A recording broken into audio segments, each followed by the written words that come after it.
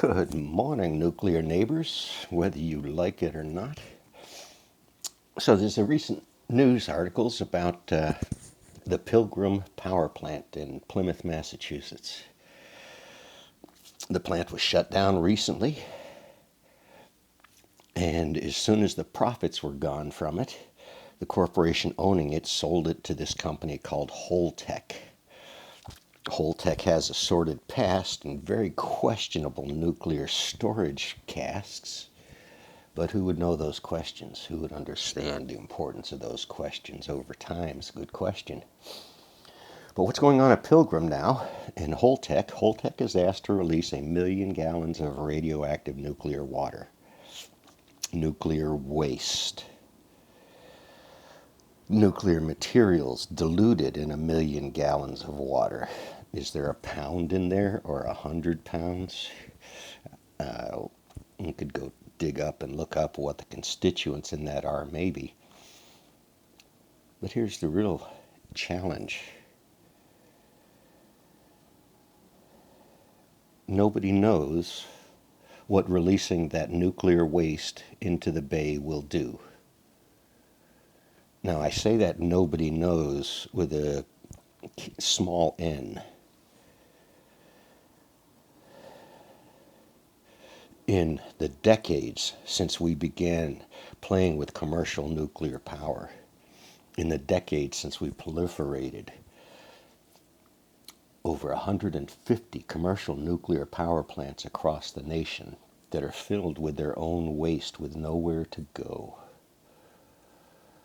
And these little releases, 1 million gallons of very likely tritiated water at least.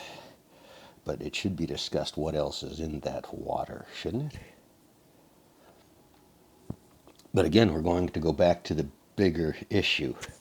After 40, 50 years of running these things, generating waste across the planet, we can't quantify the risks of nuclear disasters. Now, this word quantify and qualify are measurement terms. Quantify means understanding what we're measuring. Qualifying it means making sure the measurements are real and precise. How precise are they? Both of these two items, qualifying and quantifying a measurement, are the lands of sciences. And in this case, it's nuclear sciences, some of the most advanced and sophisticated technology that man is still trying to figure out. So there is no life cycle to this industry. This industry ignores the harms of mining, the waste produced, the polluted aquifers and waters of the people near those mines, the downwinders. The ProPublica article about sacrifice zones. Do you know if you're in one? A sacrifice zone is an area deemed to be allowable to be uninhabitable, like the areas around Chernobyl, the areas around Fukushima nobody's talking about. We know precisely how to measure these things. We know it's a bit more than just alpha or beta or gamma identification of these particles. It is elemental identification, isotopic identification, and where these materials go. We've learned long ago how our pollution travels and stays with us and haunts us. We now are very aware of CO2 in the environment, our pollution, our consistent emissions over decades. Yes, nature in one huge display can outdo a year's worth of our work, but not generations. We are affecting this planet in ways people understand. Very real, tangible ways. We are killing this planet. Now, there's some thought that these wealthy folks have some special knowledge. What they have is science. The sciences of human understanding, endeavors, and research.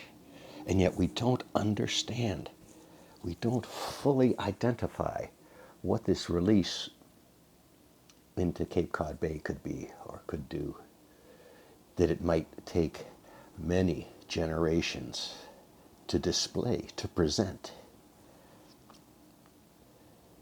Godzilla has never been created from any of this. It's a folklore. But the harm from radiation is documented. The reason it's not studied is they know the results, and the results come out to be statistical probabilities of effects.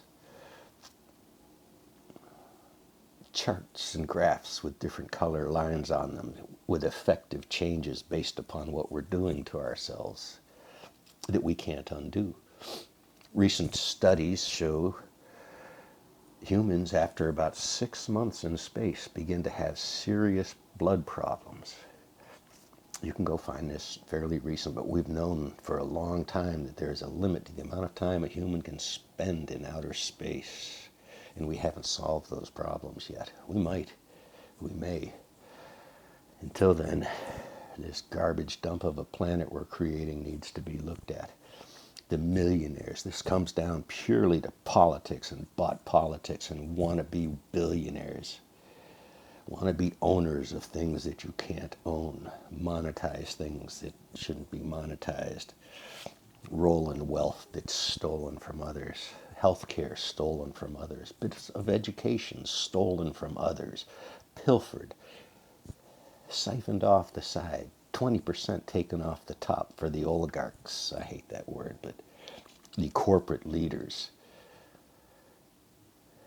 And the systems, the institutions we have tried to set up to protect us from this avarice and these false prophets have been rigged, gerrymandered. Both sides let laws go by that never should have had the train holes you could drive through. Oh well, politics. I hope a younger generation gets involved with it. Altruism, what a neat word. Peace is out.